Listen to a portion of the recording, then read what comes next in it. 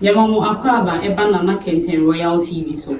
Mr. was a fail with page channel you saw. Obomodia subscribe my now for me a notification bell also. So the bear drop a new video bia on Sabe can what to me share now for watch your wagon. I found.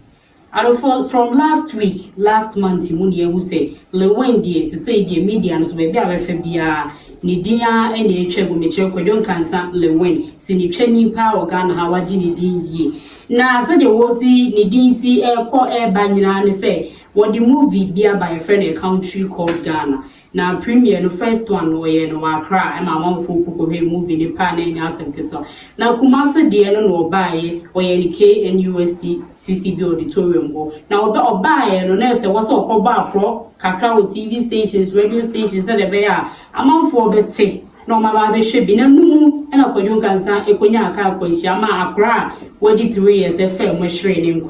Na se we see as a police for a call from a more around no almost Nkansa say ne ho mfa no wo je ayarwentin ko hwe ne mu bia e na ko be ko police station wa ko twe na no disema as a police for ne wa asem kan enko be ko ne o makoka na enu mu wa de hu se Saturday nwure na Nkansa nya accident ewia no ya hu se Saturday na nwure no premiere na se eti wa wunim Ghana for omo kasa yie so obi a wo say wo yare obi a wo say wo hom bai wo yie no afi de ye den na wotimi nya ahoden so original na so ko premier na say amanfo kasa e pa ma ba mu ana wa firi mu no ono so abusuafo de abufuo e be kasa pa say aso ade say Ghana mra ni ha ana ye won krofo amra ne fa wo mu say omo kasa nya as a police for no o ma ya alert enti de nya ntia say Saturday or call premier na Sunday no one one godfather ho adum chedua bedase se nyame amaboni bia anka no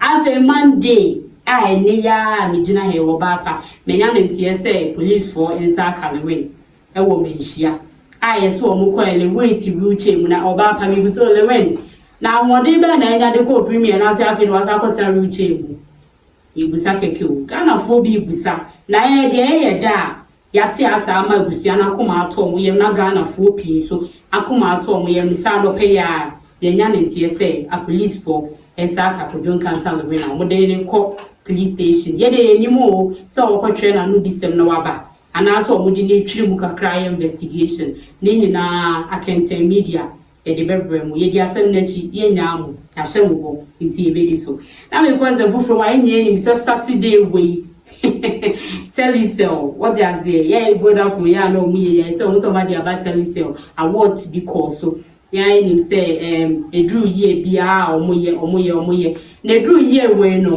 who say do ya na tension wo baby ejira baby as of the year new recovery ni ade no na no na Stonebwoy gas to ba bim nation let's say Saturday we are no yes man artist of the year. I say, oh, there's a Ghana there. Now, artist of the year, no. I think that's our womb, familiar womb, Nasi womb. Now, there were, I think, 6 or 7, Ghana 8 more visa. And a Stonebwoy team. If I ain't into Stonebwoy, dear, a job and there were the power Ghana, her name, your dear. Any idea dancer say you made the pan. I was at this year, and as last year, and you man, and try the pan, make the boss say into the future with you. I'm fancy, voice then you what you say. It's not a Stonebwoy and a far artist of the year, and I came Paluta. And then you have a sit down. Then Kaya the cat is Ghana, my cry, the cat and take a valuta, or the can they came Paluta and a far. New artist of the year. And they well deserved because guy no why the bread to came paluta maybe I will be a robber me sell you too. Now finally him say abemu abakwa so man and woman swa na medical aid. Have you know what I'm trying to say? Or can you I'm say oh small god but big inside. No one can think it's be now strong man but when answer. Because you're sure one got the job, I will be one. As someone 99 years about private cano, and then I'll finally, Mr. Strong Man, Alpha, best rapper 2024.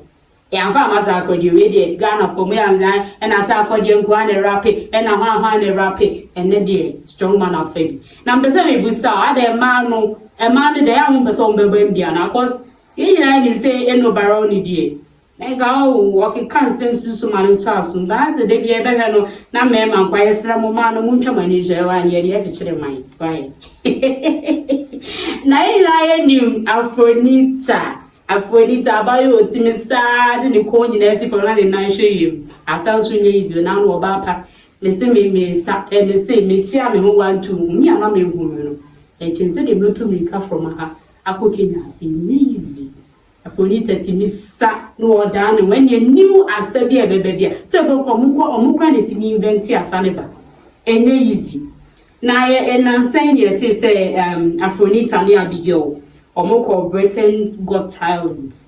Na kwada story I say Oma bated, omo de di ted e Britain. As the Ghana di ni monyam shana Lilwin ye sheye bi no na sa akodi ye sheye bi na Stonebwoy ye sheye bi ene asafo nso oho su sheye bi. Na no na Ghana for say musa say dance God abeg you dey. Ghana whatever musa dance God you dey.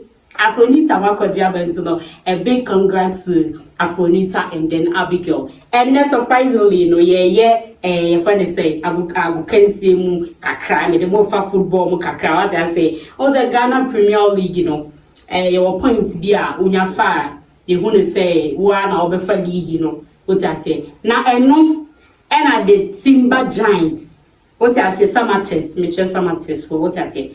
You say I can match his next way in and day, but your share points now, Samatis, Bobo Kuno, or Mona star points in so far. All those say, a young call every year, but Ghana for any show my day because said, well, you got to go, got to go for a movie, and you while you got to go near Hassy, baby, or more day, I think at 3 matches the choir, Missy lose, any, and you draw. It's either say Ghana for the door answer the idea. Summer test for it's next and the trending stories are about having a bedroom. Namika will say, Maybe Janasi and Baba news and Nabima Hebo and spiritual center. And now, Abomechidoma, Mede trending stories see a bro. Me and Mede stories see bro, Bidiane or Bapa, and Matiwa, my crowd.